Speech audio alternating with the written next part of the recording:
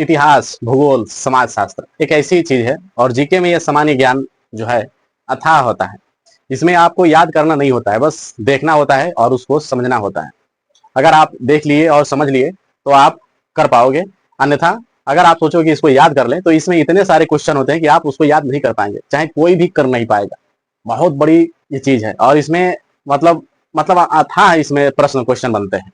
तो हमने भी इस वीडियो में एक छोटा सा टॉपिक लेकर आया है जिसमें 20 क्वेश्चन का हम लोग देखेंगे और ऐसे ऐसे वीडियो हमेशा हमारे चैनल पर मिलता रहेगा। अब यहाँ से स्टार्ट हो चुका है हमारा जर्नी और आप लोग जुड़ जाइएगा और जुड़ने के साथ साथ हम लोग देखेंगे कि क्या भूगोल है, क्या इतिहास है, सामान्य ज्ञान जितना भी आता है हम लोग सब देखेंगे शुरू से लास्ट तक। और हर टॉपिक पर बनेगा, चाहे इतिहास से लेकर, चाहे भूगोल से लेकर, या फिर किसी खेल कूद को लेकर, या फिर कोई और, मतलब सारा सारा में से हम लोग निकालेंगे और हर वीडियो में लगभग 20 क्वेश्चन को हम लोग टच करेंगे और बताने का प्रयास करेंगे कि आप लोग इसको बस देखेंगे, इसको याद नहीं करना है, रट्टा नहीं मारना है, इसको बस देखना है, आपको समझना है। अगर दिल में, अगर दिमाग में बढ़ जाता है ये, तो फिर आपको पढ़ने में और आपको एग्जाम देने में आसानी हो जाएगी। तो हम लोग भी इसमें जुड़ चुके हैं और आप लोग जुड़िए और इस पर हम लोग देखते हैं। सबसे पहला जो वो इस प्रकार है कि इतिहास के तहत अध्ययन किया जाता है। किसको मतलब अध्ययन किया जाता है? मैं थोड़ा सा समय लूंगा, लेकिन एक बात बता रहा हूं, अगर आपके दिमाग में बैठ जाएगा, एक बार माइंड सेट अगर सेट हो जाएगा तो फिर आप भूलेंगे नहीं, ठीक है। और हमारे यहाँ हमेशा ये मिलता रहेगा कि इतिहास के तहत अध्ययन किया जाता है क्या, तो सबसे पहले जो है वो है अतीत का। इतिहास में अगर आप लोग ये याद करेंगे, अगर देखेंगे तो सबसे पहले अतीत आता है, ठीक है। दूसरा क्वेश्चन हम लोग देख लेते हैं, प्रथम यूनानी इतिहासकार कौन था? मतलब कि इतिहासकार यूनानी जो था प्रथम कौन था? तो इसमें हो जाएगा आपका कौन सा? दूसरा, यानी कि बी हो जाएगा ये वाला, हेरोडोटस। हेरोडोटस यही प्रथम यूनानी इतिहासकार थे और ये पूछा भी गया है नीट में, जेआरपीएफ में, और ये क्या है 2025, 2009, अरे 2005, 2009, 2013, 3 साल लगातार ये क्वेश्चन आया है। मतलब कि प्रथम यूनानी इतिहासकार कौन थे? हेरोडोटस। हेरोडोटस यही प्रथम यूनानी। निम्नलिखित में से किसने स्पष्टतया कहा कि इतिहास के समस्त निष्कर्ष युक्ति संगत साक्ष्यों पर आधारित होते हैं? तो इसमें सही होगा आपका तीसरे का बी। तीसरे का हो गया आपका बी। इनका नाम था क्या? थियोसीडाइडिस ये थे, ये देख सकते हैं ऑप्शन में बी हो गया। द हिस्ट्रीज के रचनाकार कौन था? उनका नाम बताइए। मतलब कि नाम पूछ रहा है, रचनाकार का नाम बताइए। हेरोडोटस थे, या फिर मेगास्थेनीज थे, या फिर प्लूटार्क है, या फिर प्लेनी। ऑप्शन ये सही होगा। अब पांचवा क्वेश्चन आपके सामने है कि इतिहास के पिता कौन थे? सीधा सीधा भाषा में आप समझिए, इतिहास के पिता कौन थे पांचवे का। तो पहला इसमें देखिए जो ऑप्शन है वो है हेरोडोटस, यूरोपिडीज, थियोसीडाइडिस, या फिर सुकरात थे। पांचवे का हो गया आपका ये, ठीक है। केवल पदवी भी पूछ सकता है तो आपको वही मारना है, हेरोडोटस, ठीक है। अब छठवे का आप लोग देख सकते हैं अपने यहाँ, छठवे का क्वेश्चन, मतलब छठवे में पूछ रहा है कि इतिहास अपने को दोहराता है, बीच में डैश है, या किसका कथन है? इतिहास दोहराता है, किसका कथन है? सीधा सीधा समझिए। इसमें ऑप्शन क्या है? हिगेल, ठीक है। पहला ऑप्शन है हिगेल, दूसरा ऑप्शन है कार्ल मार्क्स, और तीसरा ऑप्शन है कल्हड़, और चौथा है वर्नी। इसमें से केवल एक एक उत्तर सही है, कौन सा होगा? तो इसमें होगा पहला, बाकी ये तीन कट जाएगा। पहला क्या होगा? हिगेल। चलिए 7वां नंबर देख लीजिए। हम इतिहास से यही सीखते हैं कि आदमी इतिहास से कभी कुछ नहीं सीखता। यह बीच में डैश है, यह कथन किसका है?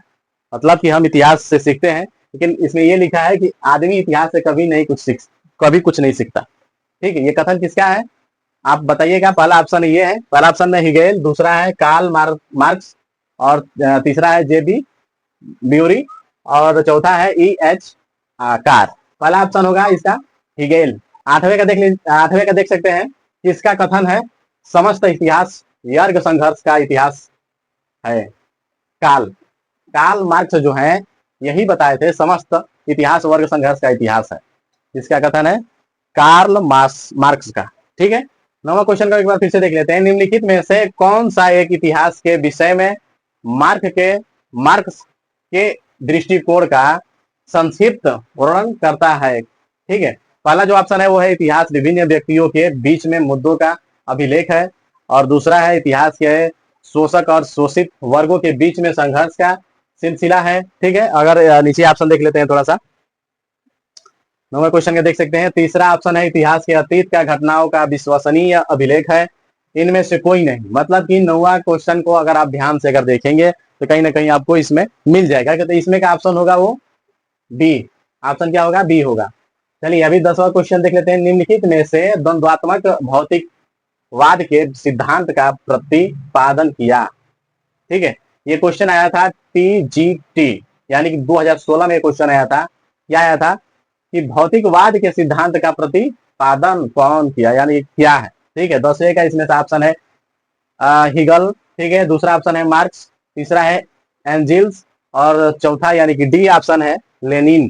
ठीक है, अगर आप लोगों को मतलब अगर उत्तर पता है तो कमेंट बॉक्स में कमेंट कर सकते हैं, हम भी अगर जान ले कि भाई आपको पता है। ठीक है, अगर नहीं पता है तो मैं फिर बताऊंगा ही बताऊंगा। ठीक है, 10वें का कौन सा होगा इसमें का? B, marks. मार्क्स जो है भौतिकवाद के सिद्धांत का प्रतिपादन किया था। ठीक है, अभी इसमें 11वां क्वेश्चन देख लेते हैं हम लोग। 11 क्वेश्चन नंबर, कार्ल मार्क्स ने वर्ग संघर्ष की प्रक्रिया को निम्नलिखित में से किस सिद्धांत की मदद से समझाया था? ये हो जाएगा द्वंद्वात्मक भौतिक, क्योंकि अभी पहले थोड़ी देर पहले हम लोग पढ़े थे कहां पर? ऊपर में। कौन सा पढ़े थे? मार्क्स के द्वारा। और पूछा क्या है यहाँ भी, जब यह कार्ल मार्क्स आता है, ऊपर में भी पूछा था, मार्क्स हुआ था। देख सकते हैं द्वंद्वात्मक भौतिकवाद के सिद्धांत पर प्रतिपादन किया। तो सेम क्वेश्चन को थोड़ा सा उलट फेर कर दिया है। अगर आप ध्यान से देखेंगे तो क्वेश्चन में अगर कभी कभी ऐसा भी होता है कि एक ही क्वेश्चन मतलब ऐसा पूछेगा कि आपको ध्यान नहीं आएगा, लेकिन वो क्वेश्चन उसके ऊपर या नीचे कहीं ना कहीं दिया रहता है। ठीक है, तो सेम चीज वो भी हुआ है। ये भी यूपीएससी 2011 में आया था, और इसका ऑप्शन जो होगा डी होगा। बाकी ये 3 गलत है। 11वें का डी ऑप्शन सही है। ठीक है, द्वंद्वात्मक भौतिकवाद। अभी हम लोग आगे बढ़ जाते हैं इसमें। इतिहास विगत की राजनीति है, बीच में डैश है, यह किसका कथन है? समझ रहे हैं आप लोग? तो ये ऑप्शन हो गया कौन सा? स्टब्स। ठीक है, दूसरा ऑप्शन है कार्लियल, और तीसरा ऑप्शन है सीले, चौथा ऑप्शन है ट्रेविलियन, और ये नीट में भी आया था, और GRF 2004-2013 में भी आया था। तो 12वें का अगर आप लोग देखेंगे तो इसमें हो जाएगा कौन सा? सी। सी का मतलब कि सीले। 12वें का हो गया आपका इतिहास विगत की राजनीति है, बीच में डैश है, बीच में डैश का मतलब कि सीले या विकास का कथन। समझ गए ना? 14 नंबर क्वेश्चन एक बार फिर से देख लीजिए। किस इतिहास दर्शन शास्त्री ने कहा था कि समस्त इतिहास समकालीन इतिहास है? ऑप्शन क्या है? 4 ऑप्शन है। पहला ऑप्शन जो है डी ऑप्शन देख लीजिए, अगस्टे कोमटे। ये भी नीट में आया था और 2019 में ही आया था। ठीक है, और इसमें का जो ऑप्शन सही है वो आप लोग कमेंट करके बता सकते हैं। इसमें ऑप्शन होगा बी, यानी कि 14 का बी होगा, बेनेडिक्टो क्रोचे। अब देख लीजिए 15।